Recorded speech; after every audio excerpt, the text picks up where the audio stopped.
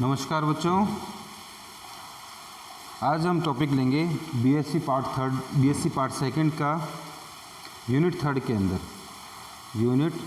के अंदर हम टॉपिक लेंगे द ऑपेरॉन कंसेप्ट। ऑपेरॉन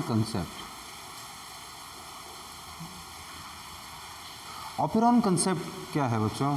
यह सिद्धांत दिया गया था जैकब एंड मोनेड नामक वैज्ञानिक द्वारा यह सिद्धांत दिया गया था। यह सिद्धांत क्या कहता है कि जीन का जो एक्सप्रेशन होता है, जीन क्रिया का जो नियमन होता है, वह ट्रांसक्रिप्शन लेवल पर इंडक्शन एवं रिप्रेशन द्वारा होता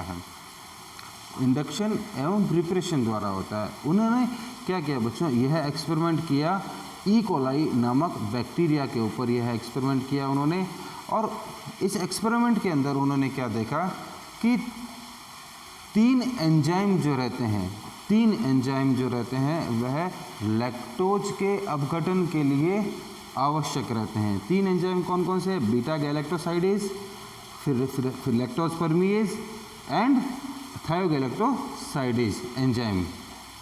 यह तीन एंजाइम जो रहते हैं यह लैक्टोज के अपचयन के लिए आवश्यक रहते हैं। इन तीनों के लिए जो जीन पाई जाती है डीएनए में ई कोलाई के, एक साथ पाई जाती है और ये तीनों जीन एक साथ ही कंट्रोल होती है रेगुलेटर, ऑपरेटर एवं प्रोमोटर जीन के द्वारा। ये देखिए, regulator, promoter and operator gene के द्वारा ये तीनों एंजाइम कंट्रोल होती है। ये तीनों एंजाइम जो रहती है सिस्टोन जेड, सिस्टोन वाई और इनको सिस्टोन ए द्वारा प्रदर्शित किया जाता है। इनको हम कहते हैं स्ट्रक्चरल जीन। जिस किसी भी जीन का योगदान प्रोटीन निर्माण के अंदर रहता है, कोडिंग का योगदान प्रोटीन निर्माण में होता है, उनको हम स्ट्रक्चरल जीन या फिर सिस्ट्रॉन जीन भी कहते हैं। डीएनए खंड जो इन तीन जीन की क्रिया को नियंत्रित करता है उसको कंट्रोल जीन कहते हैं। तीन कंट्रोल जीन पाए जाते हैं इसके अंदर, regulator, promoter and operator gene. ये तीनों खंड मिलकर बनाते हैं एक ऑपेरॉन। तो कहने का तात्पर्य क्या है? एक ऑपेरॉन के अंदर क्या क्या चीज़ें पाई जाएगी? रेगुलेटर जीन पाया जाएगा, प्रोमोटर जीन पाया जाएगा, ऑपरेटर जीन पाया जाएगा और स्ट्रक्चरल जीन भी इसमें पाया जाएगा। अब एक एक की अपन डेफिनेशन देखते हैं। संरचनात्मक जीन क्या होते हैं बच्चों?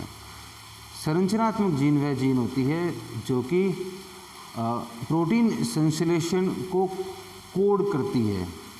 यह जीन पॉलीपेप्टाइड चेन की प्राथमिक संरचना का निर्धारण करते हैं।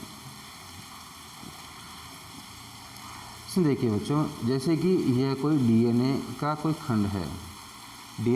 खंड है। इस डीएनए के खंड के अंदर जीन पाया जाता है, यह सिस्टोन है। ये जैसे मान लिया सिस्टोन है, तो इस सिस्टोन से एमआरएनए का निर्माण होता है। इस सिस्टोन से एमआरएनए का निर्माण होता है और यही एमआरएनए आगे चलकर ट्रांसलेशन की क्रिया के द्वारा प्राथमिक पॉलीपेप्टाइड चेन का निर्माण करता है। यही एमआरएनए पॉलीपेप्टाइड चेन का निर्माण करता है। इसके बाद आता है नियंत्रक जीन। नियंत्रक जीन में सबसे पहला जीन आता है रेगुलेटर जीन। रेगुलेटर जीन क्या है? यह जीन कुछ विशिष्ट एंजाइम बनाती है जो रिप्रेसर पदार्थ का कार्य करती है। यह पदार्थ ऑपरेटर जीन से जुड़कर इसकी क्रिया का संदमन करता है। एक अगर डीएनए के अपन खंड की अगर अपन बात करें, जीन की सीक्वेंस की बात करें,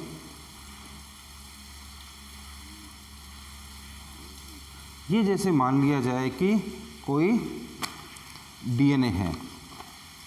इस डीएनए के अंदर सीक्वेंशियल फॉर्म के अंदर जीन्स पाई जाती है।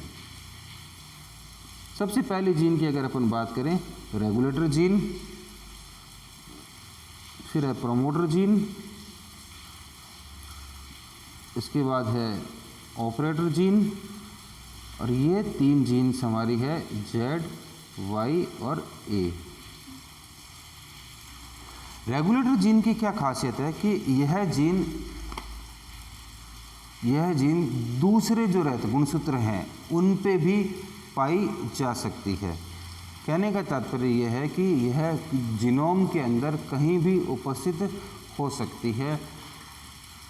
जहाँ पर सिस्टोन पाए जा रहे हैं उसी के आसपास इनके होने की आवश्यकता नहीं है। ये कहीं भी रहकर इनका जो प्रोडक्ट रहता है रिप्रेसर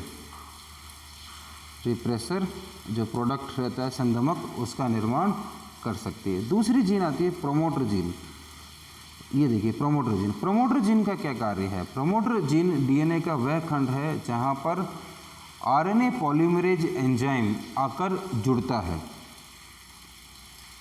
अब बात आती है आरएनए पॉलीमरेज क्या काम करता है? आरएनए पॉलीमरेज एंजाइम डीएनए से एमआरएनए बनाने का कार्य करता है। आरएनए पॉलीमरेज, जिसको हम कहते हैं ट्रांसक्रिप्शन या अनुलेखन भी कहते हैं।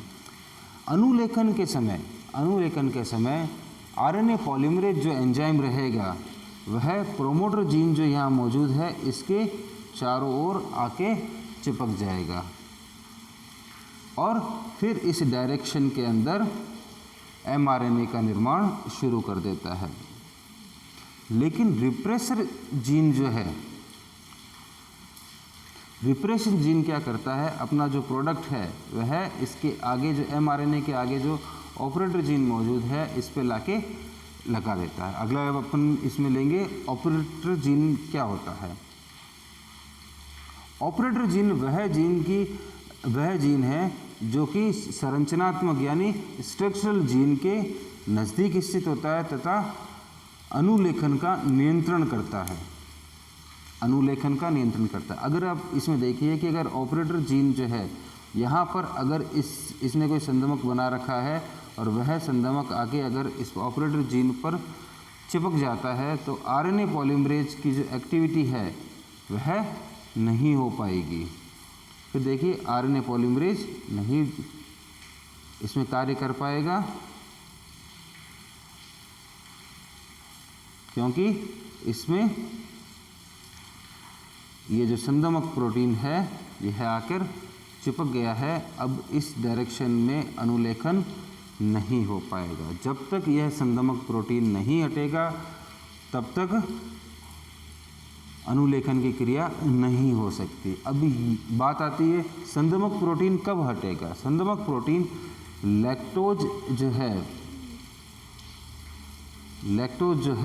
लैक्टोज की उपस्थिति के अंदर हटता है। लैक्टोज जब उपस्थित होता है तब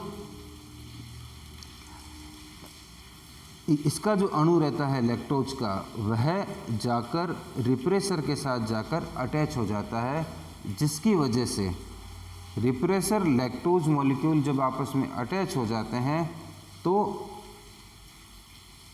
इसका जो शेप रहता है रिप्रेसर का वह चेंज हो जाता है। इस शेप के चेंज हो जाने के कारण इस रीजन के अंदर प्रोमोटर जो रीजन रहता है उसके आगे जो ऑपरेटर रीजन है उस पर यह रिप्रेसर नहीं चिपक पाता। जब यह रिप्रेसर इसके साथ नहीं चिपक पाता है तब आरएनए पॉलीमरेज यहाँ से एक्टिवली मूव कर पाता है, जिससे कि प्रोटीन सिंथेसिस का जो कार्य रहता है वह सुचारू रूप से होना शुरू हो जाता है। इसमें देखिए ये जैसे रेगुलेटर जीन है, यहाँ पर यह प्रोमोटर जीन है, यहाँ पर ऑपरेटर जीन है और यहाँ पर 3 हमारे जो ZYA जीन मौजूद है। सिंपल सा है ये। इससे बनेगा रिप्रेसर यह रिप्रेसर जाके अटैच होगा ऑपरेटर जीन से। ऑपरेटर जीन से अटैच हो जाने के कारण यहाँ पर जो आरएनए पॉलीमरेज जीन मौजूद है, आरएनए पॉलीमरेज जो एंजाइम है जो कि एमआरएनए का संश्लेषण करता है, वह काम नहीं कर पाएगा। लेकिन जैसे ही लैक्टोज उपापचय के लिए जो अपन जीन बना रहे हैं, उसमें अगर लैक्टोज उपस्थित हो जाता है, लैक्टोज उपापचय अपन पढ़ रहे हैं, इसमें लैक्टोज अगर उपस्थित हो जाता है तो उसके अपचयन के लिए एंजाइम्स की आवश्यकता रहती है, जिससे कि लैक्टोज जो है वह रेगुलेटर जीन के द्वारा बनाए गए रिप्रेसर से अटैच होकर उसकी शेप चेंज कर देता है और यह ऑपरेटर जीन से नहीं जुड़ पाता है, जिससे कि आरएनए पॉलीमरेज फ्रीली मूवमेंट करके आगे गति करते हुए एमआरएनए संश्लेषण करता है। ये बच्चों ये टॉपिक हमारा होता है ऑपेरॉन कंसेप्ट के बारे में। इसके बाद हम लेंगे topic lac operon. Thank you.